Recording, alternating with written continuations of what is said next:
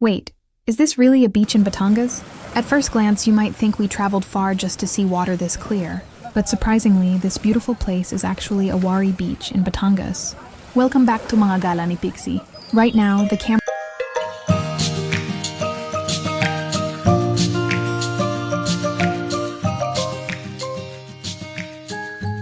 Gala ni Pixie. Right now, the camera is quietly focused on the calm and crystal clear sea. But while you're enjoying this relaxing ocean view, we're actually out here having fun, doing one of the activities you can try here. A kayaking. The water here is incredibly clear and calm, which makes it perfect for kayaking even if you're just a beginner. As we paddle through the gentle waves, you can really appreciate how peaceful the place is. The fresh sea breeze, the sound of the water, and the beautiful mountains in the distance make the experience even more relaxing. One of the things we really love about Awari Beach is that you don't even need to go island hopping just to see clear water. Right here at the shore, the sea is already crystal clear. You can literally see through the water, which makes swimming and kayaking even more enjoyable. After spending some time kayaking, of course we couldn't miss the chance to jump into the water for a refreshing swim. The water feels cool and clean, perfect for escaping the heat and just enjoying the moment with friends and family. Sometimes the best trips are the simple ones. Good company, beautiful scenery, and a peaceful beach like this. If you're looking for a relaxing beach destination where you can kayak, swim, and simply enjoy the beauty of nature, Awari Beach Resort in Batangas is definitely worth visiting.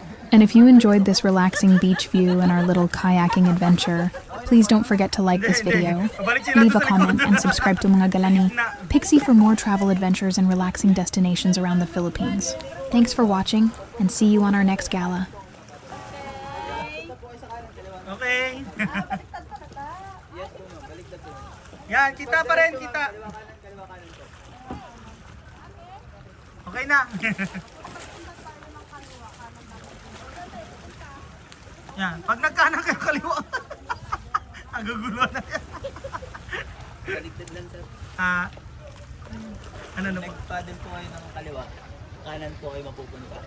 Okay.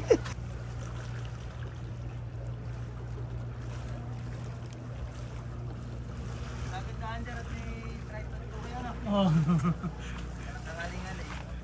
Para sila na mag Taga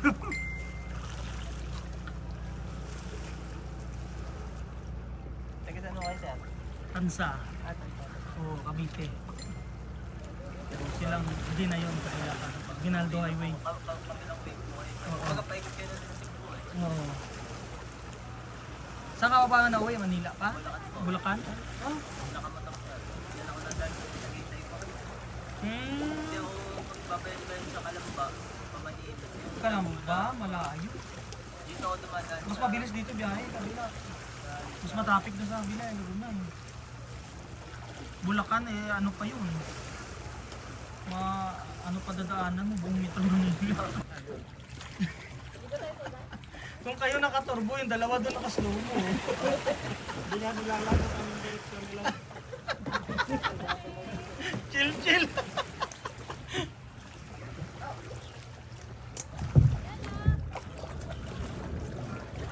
Yan dito sa kabila, karamihan ng Korean.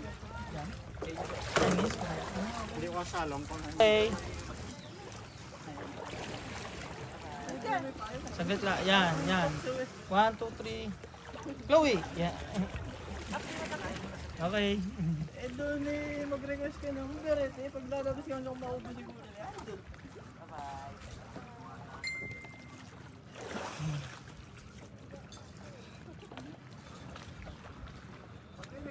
Ayaw niya na daw. Gusto niya daw maglaro sa sand. Ayaw kong pupulutin kita. O di, balik mo na doon yung ano mo, Chloe, kung gusto mo mag-sand. Ay, Chloe! Dali ka! Gusto niya daw mag-sand. Ha? Sand, maglalaro siya sa sand.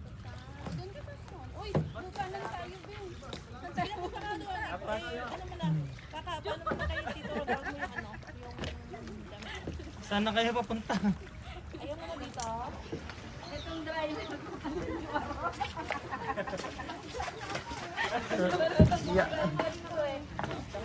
Ayos lang. Ala, hindi makita. Kita yan, ay ano mo. Ay, yan. zoom. Malapit to sa Verde, di ba? Verde Island. Verde Island doon po. Kabila, no? Okay. Ay, yung masasa. Masasasag dito po sa Maricaban, tingin sir. Tingnan mo. Opo. Yun, maganda din sir.